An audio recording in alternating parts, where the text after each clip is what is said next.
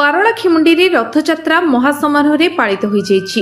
गजपति जिला सदर महकुमा पारलाखेमुंडी रथयात्रा महासमारोह पालित हो जाइछि। दक्षिण ओडिशार सबुठारु बड़ रथयात्रा पारलाखेमुंडी अनुष्ठित होइथाय। पाग सुखिला थिबारु भक्तमानी प्रभु श्री जगन्नाथଙ୍କୁ दर्शन करबा सकाशे आसीछन्ति। भोर दुआर फिटा नीति सह ठाकुरଙ୍କ जथा नीतिकांति शेष परे तीन रथर प्रतिष्ठा कार्य संपन्न होइथिला। 12 घंटा समय चतुर्धा मूर्तिଙ୍କ पहंडी कार्य आरंभ करा जायतिला एवं तापरे महादेई कल्याणी गजपति तीन रथरे छेरा पहरा करथिले। अपराह्न 4टा समय रथटଣା कार्य आरंभ होइथिला। रथटଣା समय विभिन्न सांस्कृतिक दल, संकीर्तन दल, नृत्य कीर्तन सह श्री जगन्नाथ ओडिसी कला केन्द्र और पदामृत नृत्यायन पक्षरु पारंपरिक महारी और ओडिसी नृत्य सेवा परिवेषण करथिले। रथ टाणिबा पई हजार हजार भक्त माने शामिल होइथिले। मां सुभद्राଙ୍କ रथ को महिला माने टाणिथिले। एही रथटଣା समय लोकଙ୍କ सेवा पई अग्निशम विभाग, जिला भारत स्काउट और गाइड कैडर और बजरंग दल और विश्व हिंदू परिषदर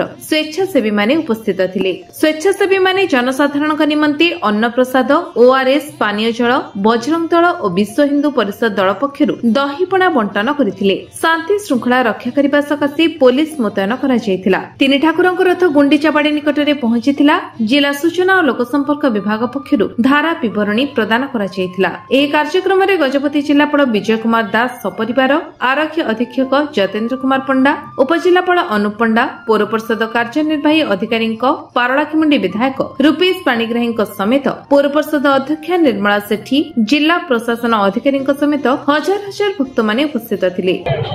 आज पवित्र रथयात्रा पारलाखेमुंडी सदर महकुमा पालन कर सब प्रकार बंदोबस्त सरी बर्तमान चक्रराज दर्शन और प्रभु बलभद्र पहंडी शेष है। माँ सुभद्रा और प्रभु श्री जगन्नाथ बर्तमान पहंडी हम। पहंडी हवा सहित छेरा पहरा हम। छेरा पहरा पर रथ टଣା हम। आम आशा करूँ जहाँ 3टा ରୁ 3:30 भितर रथ टଣା आरंभ हम। पाग आज बहुत बढ़िया अच्छी, मेघुआ अच्छी, खरा अच्छी, मिसिकी हो पाग भल अच्छी। तेणु समस्त सब भक्त आसन दर्शन बहुत संख्यार गहली होती। मत अनुभव हो समस्ते बहुत खुशी रथयात्रा सामिल हेबे और आनंद बहुत। मो ना परिचय प्रदीप कुमार पंडा। आज पवित्र श्रीगुंडीचा जय जगन्नाथ, जय जगन्नाथ। आषाढ़ मास शुक्ल पक्ष द्वितीया आज पवित्र श्रीगुंडीचा प्रत्येक दिन जगन्नाथ जो अनुष्ठित हुए, प्रत्येक वर्ष जेपरी अनुष्ठित हुए महाप्रभु जगन्नाथ रथयात्रा सेहीपरि यही वर्ष महाप्रभुंर आषाढ़ मास द्वितीय तिथि आदि जहाँकि जगन्नाथ रथयात्रा अनुष्ठित होती। आज महाप्रभु जगन्नाथ, बलभद्र, सुभद्रा सुदर्शन 4 ठाकुर बहु रथारूढ़ है। आज महाप्रभु रत्नवेदी आज महाप्रभु जन्मवेदी को प्रत्यावर्तन करेंगे। प्रभु जगन्नाथ, बलभद्र, सुभद्रा सकाल बहुर आज राति 4टार मंदिर द्वार फिटा नीति होता। नीति मध्य दैनंदिन नीति जपरी सभा कथा सेपरी संपूर्ण नीति संपन्न करापर सकाल 7टा मध्य महाप्रभु जगन्नाथ बलभद्र सेनापटा लगी सेनापटा संस्कार, सेनापटा मैलम, जगन्नाथ मैलम इत्यादि कर महाप्रभु को आरोहण करूँ। 11टा 11:30 मध्य महाप्रभु पहंडी विजय कर श्री बलभद्र महाप्रभु जी कि विजय कर सारे रथ उपर, माँ सुभद्रा रथ उपर विजय कले। बर्तमान जगन्नाथ महाप्रभु जाके आसुँच बर्तमान रथ उपर को विजय कर सारे महारानी कल्याणी गजपति विजय करेंगे। छेरा पहरा नीति अनुष्ठित हम। तापर 2टा 2:30 मध्य रथ टଣା नीति हम। जय जगन्नाथ, जय जगन्नाथ। पवित्र रथयात्रा शुभ अवसर में आप समस्त अभिनंदन। पुरीर प्रसिद्ध रथयात्रा जिभरी प्रसिद्ध से गजपतिर पारलाखेमुंडी रथयात्रा भी सेमती प्रसिद्ध। 3टी रथ हुए से ठाकुर मैंने एत सुंदर भाव में पहंडी विराज करती। तेणु आज यही गजपति क्षेत्र में रथयात्रार जो पावन्य अवसर में मुझे रही मत बहुत भल लगुच, बहुत खुशी लगुच। आप समस्त रथयात्रा अनेक अनेक शुभेच्छा।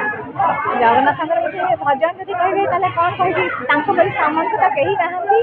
तेणु जगबंधु तारी जानी सामंत नहीं नाही। 14 भुवन परता जानती, 14 भुवन परता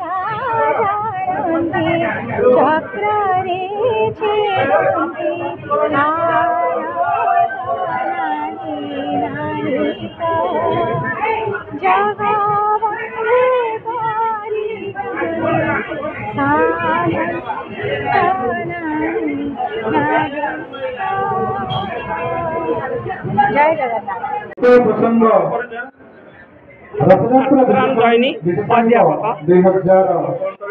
आज पवित्र रथयात्रा घोषयात्रा अवसर में श्रीजीवर पादपद्म मोर भक्तिपूत प्रणाम सहित जनाई शुभेच्छा और शुभकामना। पारला सहर में रथयात्रा अत्यंत आनंदित उत्साह आध्यात्मिक परिवेश मध्य संपादन होती।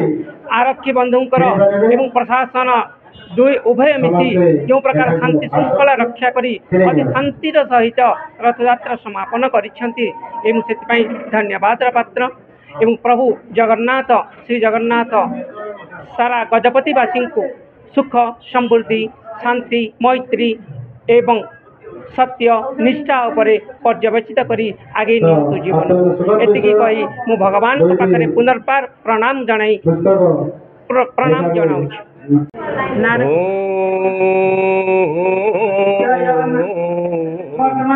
नीलाचल निवासाय नीलाचल निवासाय पदमातुने बलभद्र सुभद्राभ्यं जगन्नाथाय ते नमः।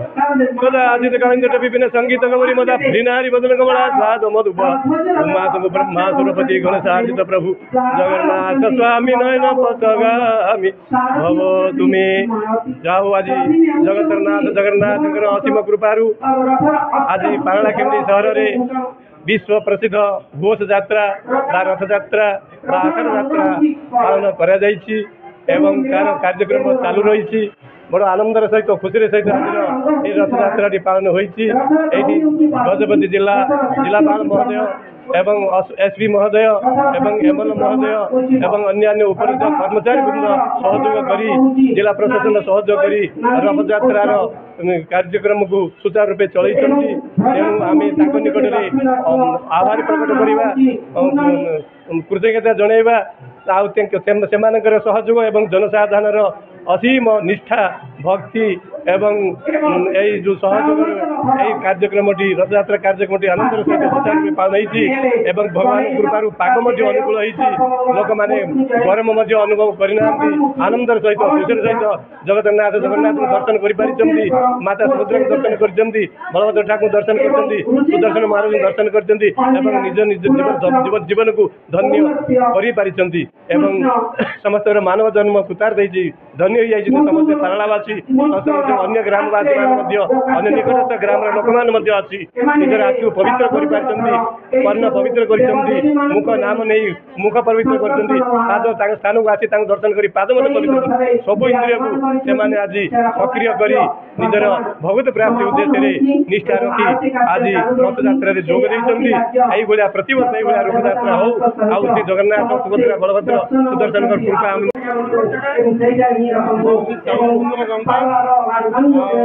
आज पवित्र घोष यात्रा उपलक्षे अभिनंदन और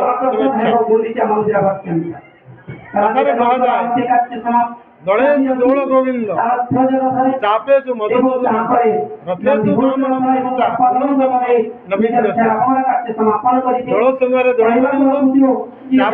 मधुसूदन एवं रथयात्रा समय जगन्नाथ दर्शन कले पुनर्जन्म हो पवित्र घोष यात्रा आमर उपांत श्रीक्षेत्र पारलाखेमुंडी महासमारोह हजार हजार भक्तर अपूर्व उत्साह उल्लास पालन वर्तमान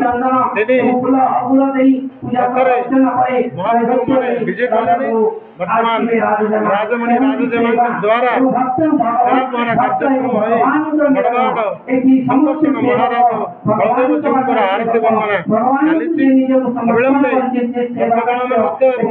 रथरे माँ सुभद्रा जगन्नाथ कार्य अनुष्ठित हम एवं रथ टणा कार्यक्रम आरंभ हम आपण समस्त यही उपांत क्षेत्र जगन्नाथ यात्रा आसवाक निमंत्रण समस्ते आसी से दिव्यंकर परम करुणा लाभ करंतु एवं जगतर मंगल हो। जय जगन्नाथ। गजपति रणबाला मेहरा की रिपोर्ट, विजय न्यूज ओडिशा।